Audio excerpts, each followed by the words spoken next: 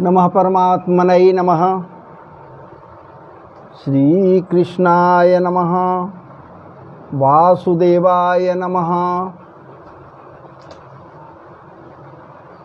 राधा माधवाय नमः। श्री कृष्ण गोविंद हरे मुरारी, हे नाथ नारायण वासुदेव, हे नाथ नारायण वासुदेव। बंसी विभूषित करा नवनीरदाभात पीतांबरा, दरुणबिंब फलाधरोष्ठात् पूर्णेन्दु सुंदर मुखा, दरविंद नेत्रात् कृष्णात् परम किमपि तत्त्वमहं न जाने। कृष्णाय नमः। वासुदेवाय नमः। मधुसूदनाय नमः। नारायणाय नमः। नारायणाय नमः। त्वमेव माता च पिता त्वमेव, त्वमेव बन्धुश्च सखा त्वमेव, त्वमेव विद्या द्रविणं त्वमेव, त्वमेव सर्वं मम देव देव। वसुदेव सुतं देवं कंसचाणूरमर्दनं, देवकी परमानन्दं कृष्णं वन्दे जगद्गुरुं। गीता सुगीता कर्तव्या, किमन्यहि शास्त्र संग्रहे, या स्वयं पद्मनाभस्य मुख पद्माद्विनिश्रिता, मुख पद्माद्विनिश्रिता। गीताश्रयेऽहं तिष्ठामि, गीताश्रयेऽहं तिष्ठामि, गीता मे चोत्तमं गृहम्, गीता ज्ञानमुपाश्रित्य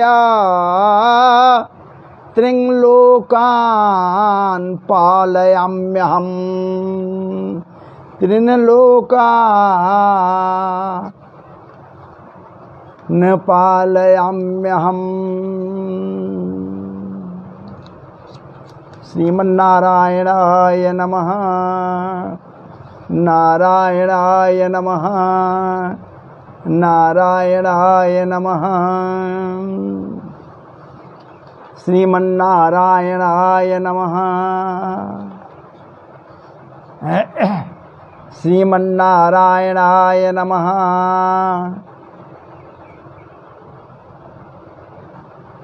सोहृन्मित्रार्जुदासीन मध्यस्थ द्वैस्य बंधुको,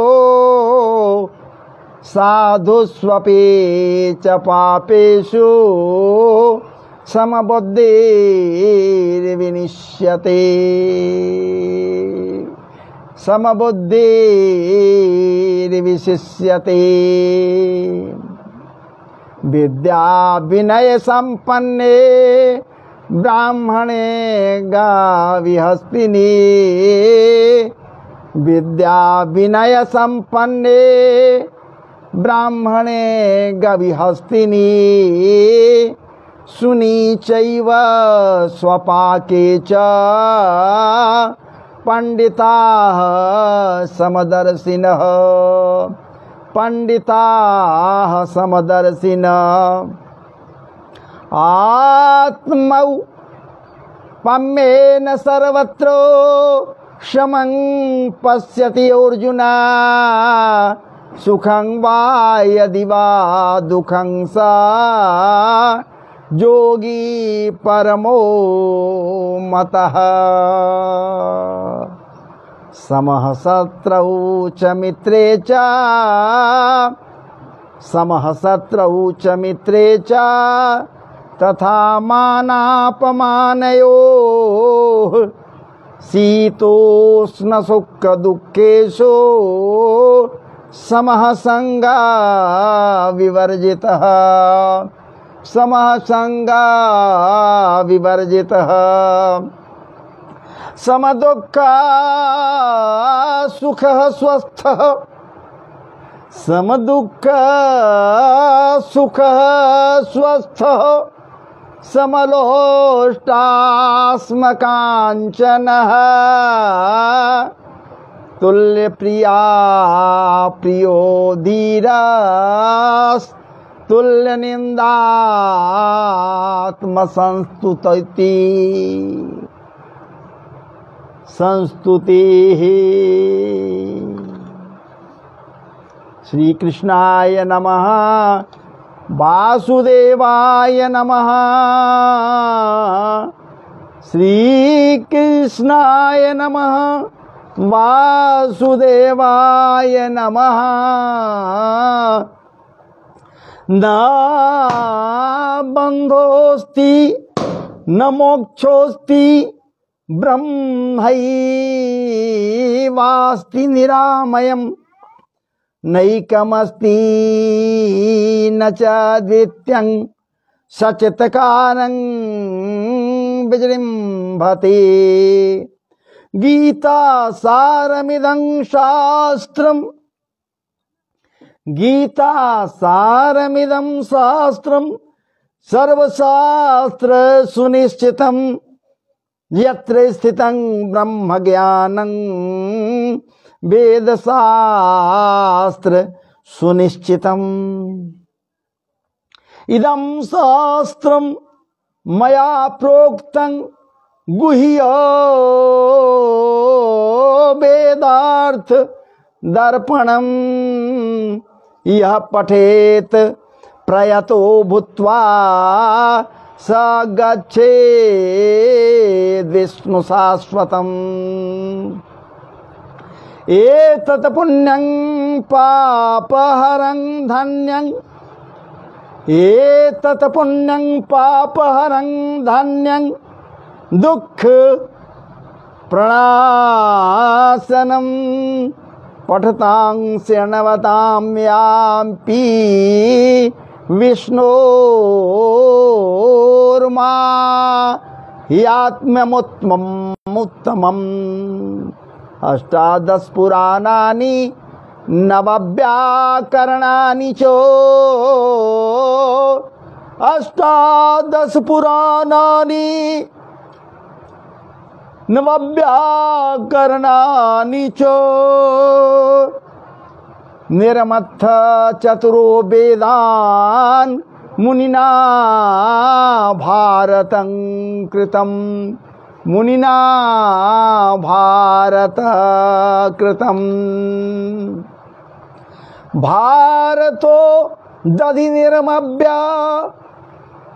भारतो दधि निर्मथ्य निर्मव्य नहीं निर्मथ्य भारतो दधि निर्मथ्य गीता निर्मथितस्य च गीता निर्मथितस्य च सारबुद्धृत्य कृष्णेन अर्जुनस्य मुखे धृतम् अर्जुनस्य मुखे धृतम् मलनिर्मोचनं पुंसां गंगा स्नानं दिने दिने।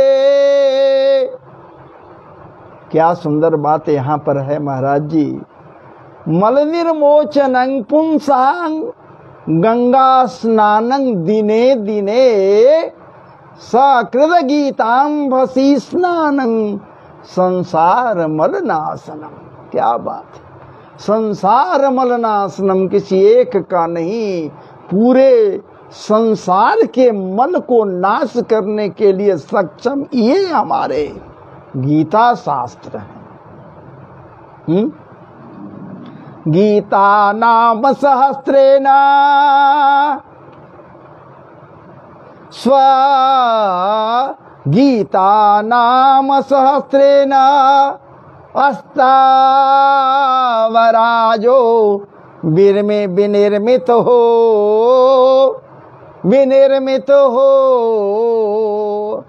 जस्य कुच्छौ च वर्तेत सोऽपि नारायणः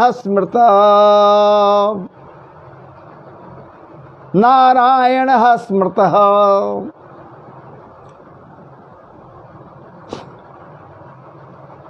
सर्ववेदमयी गीता, सर्ववेदमयी गीता, सर्वधर्ममयो मनुः, सर्वधर्ममयो मनो, सर्वतीर्थमयी गंगा, सर्वतीर्थमयी गंगा, सर्वदेवमयो हरिः, सर्वदेवमयो हरिः।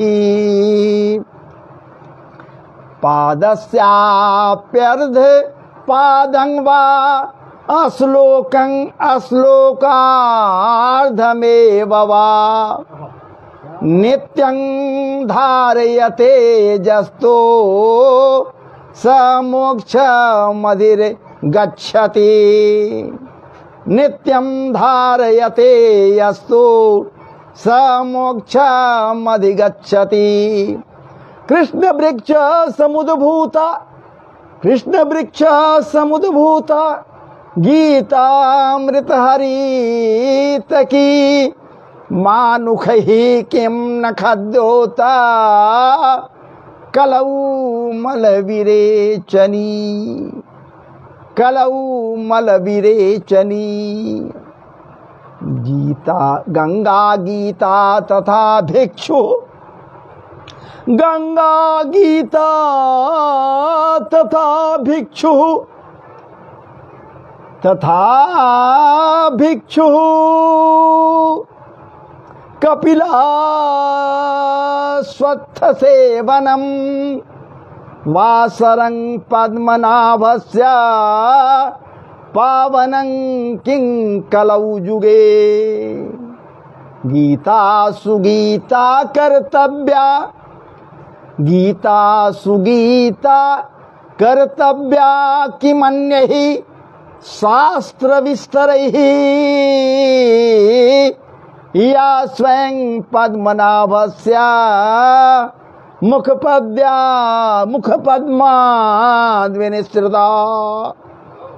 आपदं नरकं घोरं गीताध्यायी न पश्यति, गीताध्यायी न पश्यति।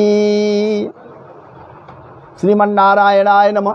ओम श्री परमात्मनै नमः। ओम पूर्णमदः पूर्णमिदं पूर्णात् पूर्णमुदच्यते पूर्णस्य पूर्णमादाय मेधावशिष्यते। वसुदेवसुतं देवं कंसचाणूरमर्दनं देवकी परमानन्दं कृष्णं वन्दे जगद्गुरुं, कृष्णं वन्दे जगद्गुरुं। श्रीमन्नारायणाय नमः, श्री कृष्णाय नमः, वासुदेवाय नमः। आइए सर्वप्रथम आज का ये पवित्रतम दिवस, पुण्यतम दिवस, दीपोत्सव से ओतप्रोत ये परिमार्जित क्षण, अभी इसलिए परिमार्जित क्षण कहा कि रात्रि व्यापिनी दीपोत्सव आज हम सबों को मनानी है, हम सबों को मनानी है। तो आइए इस पवित्रतम क्षण में, इस पवित्र दिवस पर आप समस्त जनमानस, आप समस्त सनातनीय व्यवस्था से ओतप्रोत लोगों भारतवासियों, देशवासियों, क्या बात है, भक्ति पथ के पथिक पुण्य पवित्रतम कीर्ति संपन्न पथिक परम विवेकशील पथिक आप सबों को इस दास की ओर से आज के इस पवित्रतम दिवस पर अनेक अभिनंदन, नमन, वंदन, सुस्वागतम है। खूब खूब आप सबों को बधाइयां हैं।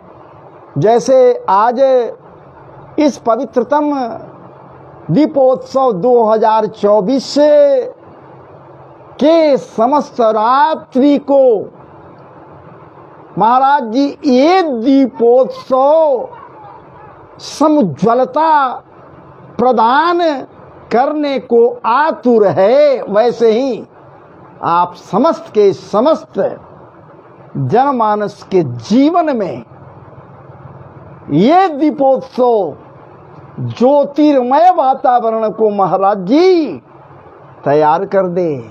आप सबों के लिए समर्पित है, ये सबको प्राप्त हो, हमें भी प्राप्त हो। तो ये पुण्यतम बेला में आप तो समझ गए होंगे कि मैं आपके समक्ष आज पुनः क्या लेकर उपस्थित हुआ हूं। भगवान नाम से ही आप समझ गए होंगे, कृष्ण नाम से ही समझ गए होंगे। कृष्णम वंदे जगत गुरुम। और क्या चाहिए? भगवान वासुदेव श्री कृष्ण की कृपा जब होती है, जब कृपाकांक्षी लोगों के प्रति वो भी आतुर होता है कृपामृत के परिवर्तन के लिए, तो हमारा जी जिस प्रकार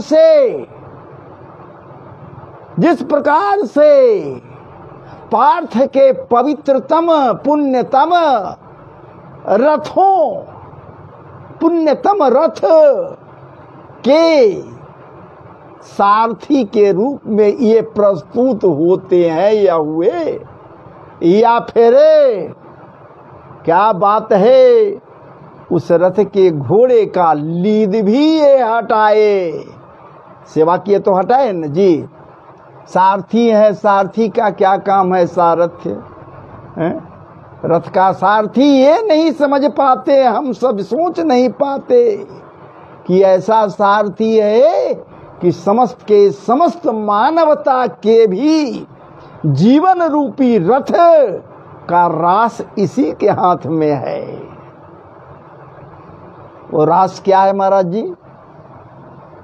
आना और जाना, आना और जाना, आना और जाना क्रम।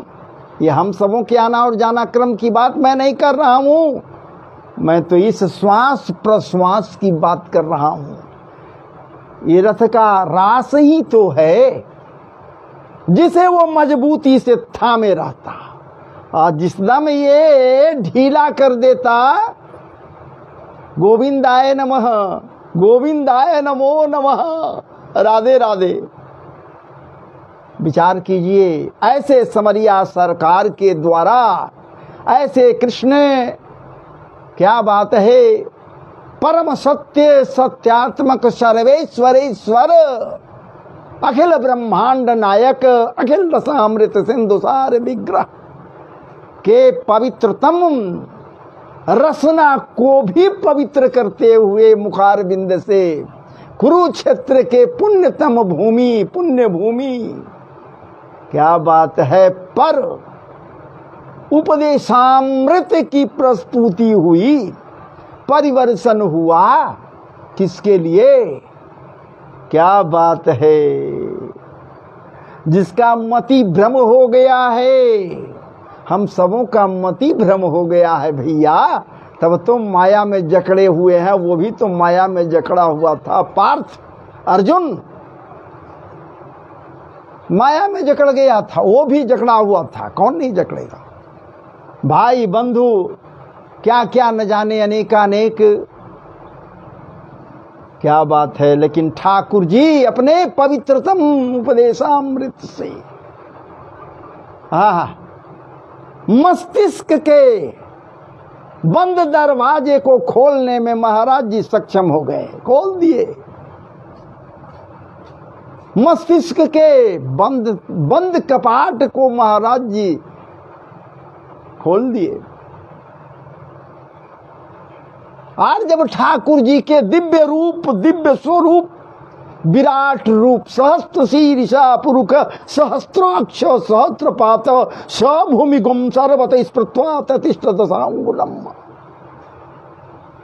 अदभ्य संभृत पृथिव्यै रसास्त विश्वकर्मण समवर्तताग्रे तस्य तुष्टा विदद्रुप तेम तन्मर्तस्य देवत्वमाजानमग्रे आदि आदि।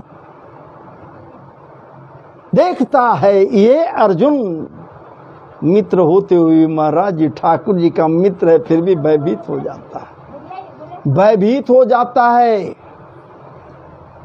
दिव्य रूप को देखने के पश्चात पूछता आप कौन हो भाई, आप कौन हैं? ये अर्जुन पूछते हैं आप कौन है, वो आप कौन हैं? रोमांच हो गया, भयभीत हो रहा हूं, डर लग रहा है मुझे, आप हैं कौन? ठाकुर जी कहते जानते हैं अर्जुन की ये के कौन है, सो तो जानना है, पता है इनको कि हमारे ही सखा श्री कृष्ण है, लेकिन अभी का जो रूप इनका है इनको देख कर करें कि आप है कौन? महाकाल, ये कहते विराट रूप वाले महाकाल। महाकाल यही तो बोला वहां भी, यदेक महाभारत कारण मृतकों से पटी हुई भू है, पहचान कहाँ इसमें तू है। सब जन्म मुझी से पाते हैं, फिर लौट मुझी में आते हैं। जिह्वा से कढ़ती ज्वाल सघन, सांसों से पाती जन्म पवन। अमृत फूलता है मुझ में, संहार झूलता है मुझ में। उदयाचल मेरा दीप्त भाल, भूमंडल वक्षस्थल विशाल। भुज परिधि बंध के घेरे हैं, मैनाक मेरु पग मेरे हैं। ये ठाकुर जी हस्तिनापुर के उस क्या बात है, प्रांगण में नहीं सभा में, जब विराट रूप का दर्श कराते हैं और ओजपूर्ण बातों को कहते हैं, उस समय की बात को दिनकर जी, हमारे महाकवि दिनकर जी खूब खूब ओजमयी भाषा में, ओजमयी वाणी में हम सबों को कृतार्थ किए। तो आइए ना हम सब इस गीता के ओजमयी वाणी को ही सुने। आइए प्रस्तुत है आपके समक्ष प्रथम अध्याय है, भी चल रहा है, और प्रथम अध्याय का द्वितीय श्लोक है जिसमें हम प्रवेश किए हैं। द्वितीय श्लोक में प्रथम श्लोक का हो गया, धर्म क्षेत्रे कुरुक्षेत्रे संवेता जुजुस्तव मामका पांडवाश्चैव किम कुर्वत संजय। ये पूछ रहे हैं धृतराष्ट्र, संजय महात्मा, संजय से महात्मा है तब तो उनको दिव्य दृष्टि मिली। महाराज जी सबको दिव्य दृष्टि मिल जाता है, थोड़े जो महान आत्मा है, महान विभूति है, उसी को न भगवान के द्वारा दिव्य दृष्टि दी गई। भगवान कौन? मैं कृष्ण की बात नहीं कर रहा, कृष्ण द्वैपायन की बात कर रहा हूँ, वेद व्यास की बात कर रहा हूँ, जिनके द्वारा दिव्य दृष्टि दिया गया संजय महात्मा संजय को। दूसरा ही श्लोक में आता है, दृष्ट्वा तु पांडवानीकं, दृष्ट्वा तु पांडवानीकं व्यूढ़ं दुर्योधनस्तदा आचार्य मुनि प्रसंगम्या राजा वचनम अब्रवीत। देखिए, जब तक प्रश्न नहीं उठाएगा आदमी कोई, तो सहज उत्तर भी प्राप्त नहीं होगा। सुन लीजिएगा, इस कान से निकाल दीजिएगा, पढ़ लीजिएगा, भावार्थ भी मिल जाएगा। जैसे यहाँ भावार्थ है, उस समय राजा दुर्योधन ने व्यूह रचना युक्त पांडवों की सेना को देखकर और द्रोणाचार्य के पास जाकर यह वचन कहा। विचार कीजिए, यहां प्रश्न उठता है, जब तक प्रश्न नहीं उठाइएगा स्पष्टीकरण नहीं होगा। ये तो भावार्थ हो गया। दृष्ट्वा तु पांडवान एकं व्यूढ़ं दुर्योधनस्तदा आचार्य मुनि प्रसंगम्य राजा वचनम अब्रवीत। गहराई में जाना है तो प्रश्न उठाना होगा, प्रश्न को लाना होगा। प्रश्न उठता है यहाँ पर, दुर्योधन को राजा क्यों कहा गया? संजय के द्वारा या यूं कहें, राजा कहने का क्या अभिप्राय है भाई? दुर्योधन तो राजा है नहीं, राजा तो धृतराष्ट्र हैं, वो तो वहां है नहीं है। फिर भी यहां कहा गया, राजा कहा गया। राजा क्यों कहा गया? राजा वचनम अब्रवीत, राजा वचनम अब्रवीत, राजा बोल रहे हैं। राजा किसको कहा गया? दुर्योधन को। राजा है जी। प्रश्न उठा कि नहीं? इसी का जवाब सुन लीजिए, इसका जवाब भी है यहीं पर मिल रहा है। संजय के द्वारा दुर्योधन को जो राजा कहा गया, राजा कहते हुए संबोधित किया गया, बतलाया गया धृतराष्ट्र के समक्ष। राजा वचनम अब्रवीत, राजा कहा गया संजय के द्वारा। क्यों भैया? दुर्योधन बड़े वीर और राजनीतिज्ञ थे, इसमें तो कोई दो राय नहीं है। वीर भी था और राजनीतिज्ञ भी था दुर्योधन, और शासन व्यवस्था को सुदृढ़ करने, शासन चलाने का ज्ञान भी भरपूर था। किसको? दुर्योधन को। इसलिए बिना राज्याभिषेक का भी यदि राजा कहा जाता है तो कोई फर्क नहीं पड़ता है, राजा कह दिए। दूसरा आता है, संत सभी का आदर करते हैं, भैया महात्मा है। कौन? संजय। संजय महात्मा कहा गया और संजय संत हैं। आदर सूचक बात तो जरूर कहते हैं, दुर्योधन राजकुमार है महाराज जी, उसमें भी युवराज है, तो आदर सूचक बातें तो कहनी सही है ना, इसलिए राजा कह दीन, आदर कीन। तीसरी बात है, इसलिए राजा कहिन संजय महात्मा संजय, ताकि किसके पास कह रहे हैं? किसके पास? राजा धृतराष्ट्र के पास बतला रहे, कह रहे हैं। विचार करते हैं कि ये भाई इतना कह देने से हमें क्या जाता है, राजा कह देने से। लेकिन राजा यदि हम कह देते हैं तो ये प्रसन्न हो जाएगा अंधा सामने जो बैठा हुआ है। ये पुत्र मोह से विचलित अंधा धृतराष्ट्र, पुत्र मोह में, पुत्र ममत्व में ये परिपक्वता को प्राप्त करने का इच्छुक है नहीं। ये पुत्र मोह में अपने विवेकों को खोने वाला ये धृतराष्ट्र प्रसन्न हो जाएगा राजा कहने मात्र से, क्योंकि उसके पुत्र को राजा मैं कह रहा हूं। और जब आदर सूचक बात को ये सुनेगा निश्चित रूप से धृतराष्ट्र तो प्रसन्न हो जाएगा कि मेरे पुत्र को ये राजा कह रहा है। विचार कीजिए, दूसरा प्रश्न आ गया तुरंत। व्यूह रचना युक्त पांडव, व्यूह रचना युक्त पांडव सेना को देखकर दुर्योधन आचार्य द्रोण के पास गए। इसका क्या भाव है भाई? हैं? द्रोण तो उस समय सेनापति है नहीं, उस समय सेनापति द्रोणाचार्य नहीं है, उस समय सेनापति है भीष्म। कौन है भीष्म? आपको पता है भी, जानते भी हैं, जिनका बाल्यकाल का नाम है देवव्रत। विचार कीजिए, जिसका नाम है देवव्रत।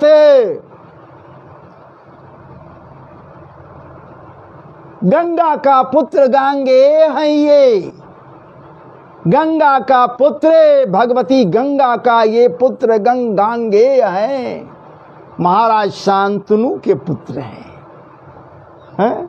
देवव्रत इनका बाल्यकाल का नाम है, लेकिन कुछ ऐसे अद्भुत कृत्य इनके द्वारा हुआ, कुछ ऐसी बातें हुई जिसके कारण ये भीष्म हो गए। भीष्म कहलाए, भीष्म, व्यापक भीष्म, भीष्म, भीष्म। प्रतिज्ञा इन्होंने भीष्म प्रतिज्ञा कर डाली, आजन्म अविवाहित रहूंगा, आजन्म ब्रह्मचर्य को धारण किए रहूंगा। ये क्या बात रहे, जिन्हें परशुराम के द्वारा शस्त्र शास्त्र की शिक्षा भी दी गई है। इनके गुरुदेव हैं कौन? परशुराम। मुख में वेद, पीठ पे तर्कस, मुख में वेद, पीठ पे तर्कस, कर में कठिन कुठार विमल, श्राप और सर दोनों ही थे, जिन महान ऋषि के शंबल। दिनकर जी उनके ये परम शिष्य रहे। कौन? देवव्रत, भीष्म। क्या बात है, भीष्म इनका नाम है, भीष्म, देवव्रत, भीष्म। तो भीष्म के पास स्वयं नहीं गए, भीष्म के पास स्वयं नहीं जाकर के द्रोणाचार्य के पास क्यों गए? द्रोण के पास क्यों गए? जब राजा हैं, जब राजा हैं दुर्योधन, तो किसी के पास जा सकते थे, लेकिन नहीं गए। कहाँ गए? क्या बात है, ये सीधे द्रोणाचार्य के पास गए, गुरुदेव के पास गए। गुरु से मस महाराज जी हर ज्ञान को लिया जाता है, गुरु के समक्ष सब कुछ कहा जाता है। यहाँ पर ये प्रश्न उठता है कि ये दुर्योधन आचार्य द्रोण के पास क्यों गए भाई? चूंकि यहाँ कहा जा रहा है दुर्योधनस्तदा दृष्ट्वा तू पांडवानीकं व्यूढ़ं दुर्योधनस्तदा आचार्य मुनि प्रसंगम्य राजा वचनम अब्रवीत। आचार्य के पास जाकर के विचार करने के निमित्त द्रोणाचार्य के पास ये गए। क्यों? इसका क्या भाव है भाई? आखिर क्यों गए? प्रश्न तो उठाना होगा। मैं उठाऊं, आप उठाएं, कोई भी उठावे, यहाँ स्वयं प्रश्न उठ रहा है। सुनिए, भाव यह है कि पांडव सेना की व्यूह रचना कैसी थी? इतने विचित्र व्यूह रचना थी। व्यूह रचना करने वाले द्रुपद पुत्र धृष्टद्युम्न। क्या बात है! धृष्टद्युम्न का जन्म क्यों हुआ? कैसे हुआ? जन्म नहीं हुआ, प्राकट्य हुआ। कैसे हुआ? कहां से हुआ? एक धृष्टद्युम्न नहीं, इनके साथ एक अर्धनारी। क्या बात है! किन्नर कही जा सकती है। शिखंडी के रूप में वो पूर्व जन्म की अम्बा, पूर्व जन्म की अम्बा। विचार कीजिए, काशी नरेश की पुत्री अम्बा, पूर्व जन्म की। आज के वो शिखंडी, ये शिखंडी और धृष्टद्युम्न दो, एक पुत्र एक पुत्री का प्राकट्य हुआ था। किस लिए? उस यज्ञ में यज्ञ क्यों किया गया था? हमें अग्निदेव प्रसन्न होकर ऐसा दीजिए संतान जो ये आचार्य द्रोण का वध कर सके। उनके वध के निमित्त इन दोनों का क्या बात है, प्राकट्य हुआ था अग्नि से। तो इतने विचित्र ढंग से व्यूह की रचना की गई है और ये देखकर दुर्योधन चकित हो गया, वाह वाह कर उठा। और ये सूचना देने के लिए स्वयं ये राजा वचनम ब्रवीत, बोलने के लिए, कहने के लिए, विचार करने के लिए आचार्य द्रोणों के पास गए और उन्हें इशारा किए कि हे प्रभु, हे गुरुदेव, आप स्वयं समझ लीजिए, क्या पांडव सेना की व्यूह रचना को देख सुनकर धनुर्वेद के महान आचार्य आप हैं और निश्चित रूप से आप भी उसी ढंग से व्यूह की रचना कीजिए, आप भी ऐसे ही विचित्र व्यूह का रचना कीजिए। फिर दोबारा प्रश्न उठता है, दुर्योधन राजा होकर स्वयं सेनापति के पास क्यों गया भाई? राजा है तो राजा को चाहिए कि हमें जाना चाहिए, कहाँ जाना चाहिए, सेनापति के पास जाना चाहिए या नहीं, या फिर उनको बुलाकर हमें कहना चाहिए। विचार कीजिए, पास क्यों गए? पास जाने का क्या भाव है भाई? नहीं जाना चाहिए था। ठीक है, भीष्म वहां सेनापति हैं, ये भी सेनापति हैं, सामान्य नहीं है। आचार्य द्रोण सामान्य नहीं है। इन्हें यदि ये कही जाए कि सेनापति न रहते हुए सेनापति ही है तो इसमें कोई अतिशयोक्ति नहीं है। बुलाकर कहते, कुछ भी कहना था, राजा थे इसलिए दुर्योधन स्वयं क्यों गए? अरे भाई, स्वयं जाने का तात्पर्य ये रहा कि यदि मैं बुलाया अपने पास तो जितने देर तक अपने ये रथ पर हैं और वो देख रहे हैं, युद्ध कर रहे हैं, भयंकर द्वंद्व कर रहे हैं, अगर बुला लेंगे तो युद्ध तो बंद हो जाएगा, उतना देर के लिए तो हानि हो जाएगा। इस कारण से भी महाराज जी ये स्वयं चले गए, बुलाए नहीं। और दूसरी बात, कौरव सेना में गुरु द्रोणाचार्य का स्थान बहुत उच्च और बड़े ही उत्तरदायित्व का था। गुरु द्रोणाचार्य का स्थान सेना में जिन प्रमुख योद्धाओं की जहां नियुक्ति होती है, यदि वे वहां से हट जाते हैं तो हड़कंप मच जाता है महाराज जी। इसलिए उनको बुलाना उचित नहीं समझा ये राजा दुर्योधन और स्वयं वहां गया। सच पूछिए, इसके अतिरिक्त द्रोणाचार्य वयोवृद्ध और ज्ञान वृद्ध भी हैं। जितना जो वृद्ध होता है महाराज जी, उतने ही ज्ञानी होता है। कहने के लिए आज कह देता है, सौटी आ गया है, लोग कहने के लिए कह देगा लोग कि बूढ़ा हो गया, तब इसका सब ज्ञान बूढ़ा हो गया होगा। इसलिए गुरु होने के कारण आदर के पात्र थे, तथा दुर्योधन भी उन्हें सम्मान देकर उनका प्रिय पात्र बनना ही उनसे अभिष्ट था। सम्मान दिया, उनका प्रिय पात्र बन गया ताकि हमारी ओर से युद्ध कर रहे हैं तो ध्यान दें।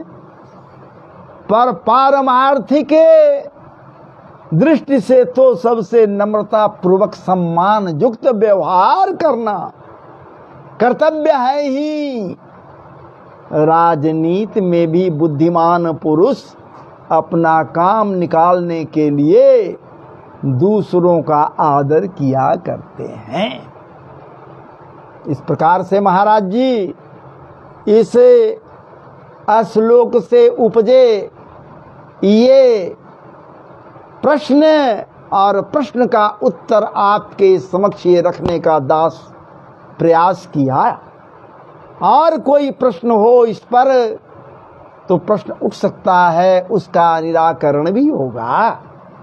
तीसरा है जो श्लोक आइए यहाँ, पश्यताम पश्यैताम पांडुपुत्राणा माचार्य महतिं चमम व्यूढ़ांग द्रुपद पुत्रेण तव शिष्येन धीमता। भाव है, हे आचार्य, आपके बुद्धिमान शिष्य द्रुपद पुत्र धृष्टद्युम्न द्वारा व्यूढ़ाकार खड़ी की हुई पांडु पुत्रों की इस बड़ी भारी सेना को जरा ध्यान से देखिए ना। अब देखिए यहाँ पर प्रश्न तो उठेगा निश्चित रूप से। धृष्टद्युम्न द्रुपद का पुत्र है, एक बात ये ज्ञात है सबको, और आपका शिष्य है और बुद्धिमान है। इससे अभिप्राय क्या उठता है यहाँ पर? दुर्योधन ने ऐसा किस अभिप्राय से कहा? उत्तर मिलता है, दुर्योधन बड़े चतुर और कूटनीतिज्ञ थे।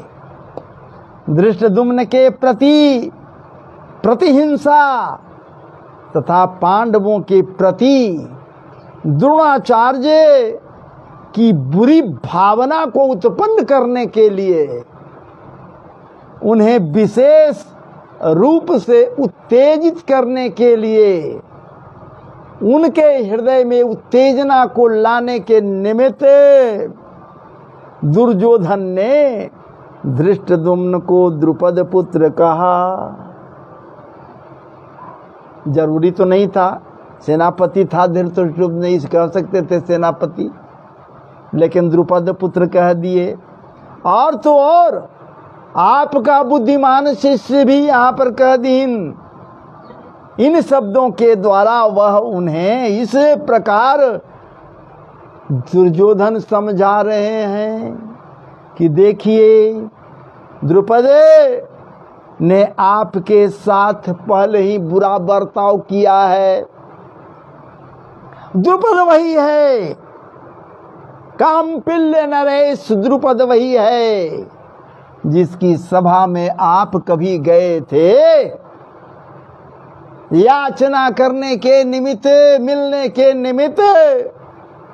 उस समय में वो कहा, बाबा जी बाहर मिलिएगा गुरु भाई से, बाबा जी बाहर मिलिएगा गुरु भाई से, यह राजसभा है, मर्यादा का ध्यान रहे। विचार कीजिए। तो बुरा बर्ताव तो आपके साथ बहुत पहले किया था, और फिर उसने आपका वध करने के लिए उद्देश्य से ही, आपके मौत को आमंत्रण देने के उद्देश्य से ही, मृत्यु के लिए ही उसने यज्ञ करके धृष्टद्युम्न को पुत्र के रूप में प्राप्त किया, यज्ञ किया, और आपके मृत्यु के निमित्त पुत्र को प्राप्त किया। इस प्रकार से धृष्टद्युम्न इतना कूटनीतिज्ञ है और आप इतने सरल हैं कि आपको मारने के लिए पैदा होने के पश्चात भी आपके ही द्वारा धनुर्वेद की शिक्षा उसने प्राप्त की। मतलब है धनुर्वेद का ज्ञान महाराज जी द्रोणाचार्य के द्वारा धृष्टद्युम्न को दिया गया था। फिर इस समय भी उसकी बुद्धिमानी देखिए कि उसने आप लोगों को छकाने के लिए कैसी सुंदर और विचित्र व्यूह की रचना करते हुए उत्तमोत्तम सेना पति के रूप में अपने को प्रस्तुत किया है, युद्ध कुशलता को दिखलाया है। ऐसे पुरुष को पांडवों ने अपना प्रधान सेनापति बनाया है।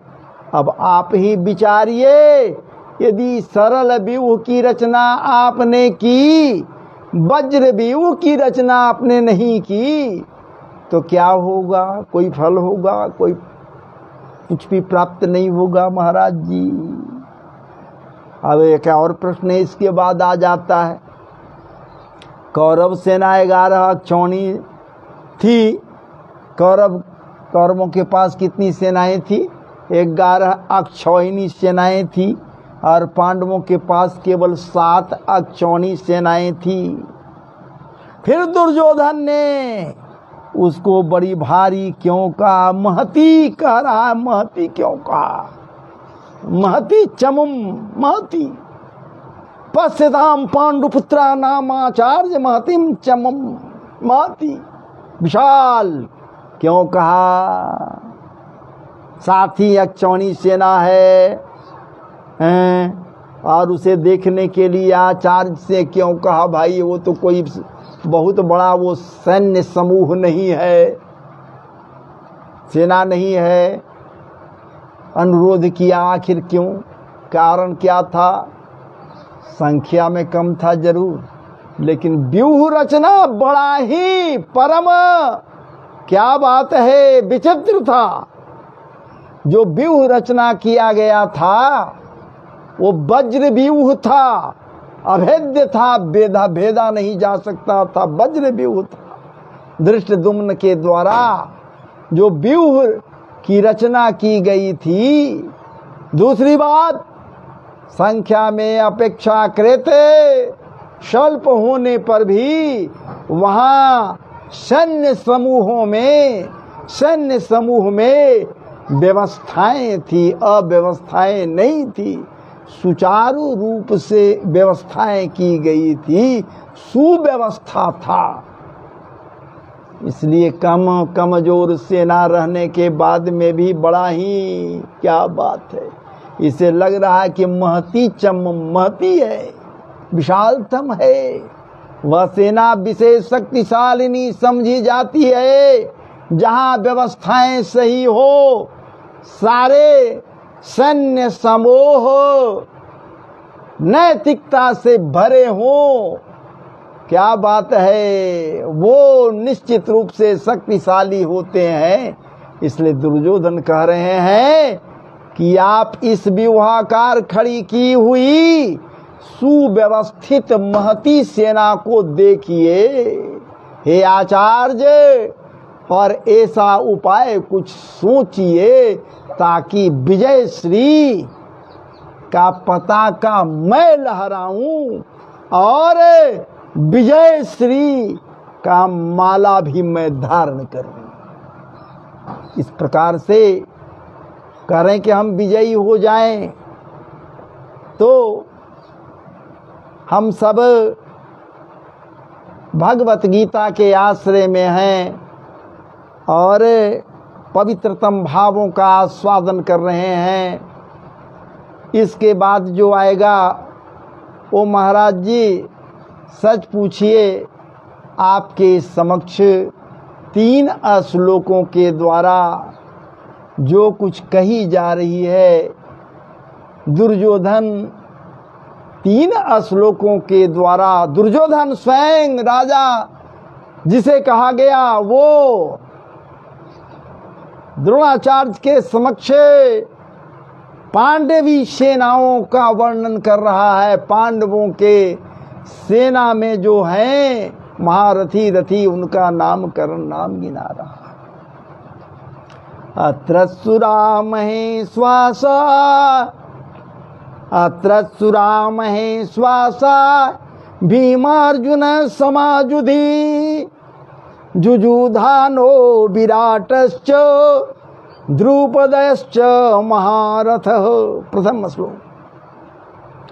धृष्टकेतुश्च कीतानः काशीराजश्च वीर्यवान् पुरूजित कुंती भोजश्च शैव्यश्च नरपुंगवः जुधामन्युश्च विक्रांतो उत्तम उजाश्च विर्जमान सौभद्रो द्रौपदेयाश्च सर्वैव महारथाः। इस श्लोक में, 3 श्लोक में सारे महारथियों का बखान किया गया है, नाम कहा गया है। राजा दुर्योधन के द्वारा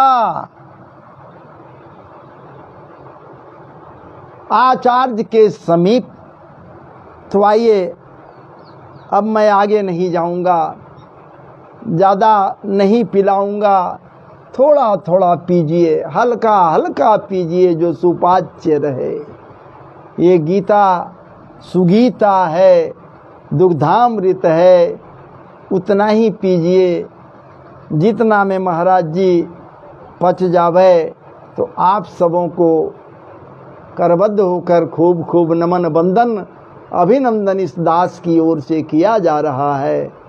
आपने बड़ी कृपा की, पवित्रतम दिवस पर मेरे साथ जुड़कर भगवत गीता का आस्वादन, उनके भावों का आस्वादन, उठे प्रश्नों का निराकरण श्रवण कर रहे थे। तो अब हमें विराम लेने का आदेश दीजिए। मैं विराम ले रहा हूँ। पुनः आप सबों को अनेक बधाइयाँ हैं। दीपोत्सव पर दीप जलाइए, प्रसन्न रहिए अपने परिवारजनों के साथ। तो चलिए, जय जय श्री राधे, जय जय श्री राधे, जय जय श्री राधे, जय जय श्री राधे। वृंदावन बिहारी लाल की जय।